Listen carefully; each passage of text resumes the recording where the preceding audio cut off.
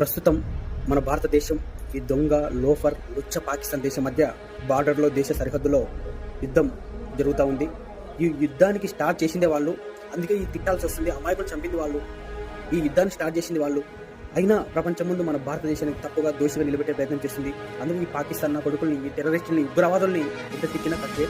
దానికి మన మోడీ గారి నాయకత్వంలో రివెంజ్ అయితే మాత్రం ఆల్రెడీ స్టార్ట్ అయింది. ఎంత ఘోరంగా ఉంటుందంటే వాళ్ళ పరిస్థితి, భవిష్యత్తులో మన భారతదేశం దెబ్బకి వణికిపోతారు, అక్కడి పౌరులు తీవ్రంగా నష్టపోతారు. అట్లుంటుంది మన భారత దెబ్బ. మళ్ళీ తలుచుకోవాలి మీరు. ఆ యుద్ధంలో వీర మరణం పొందినటువంటి మన తెలుగు బిడ్డ ఇండియన్ ఆర్మీ జవాన్కి చాలా అంటే చాలా బాధాకరం. మురళీ నాయక్ గారు, సెల్యూట్ సెల్యూట్ సెల్యూట్, అమర్ రహే అమర్ రహే అమర్ రహే.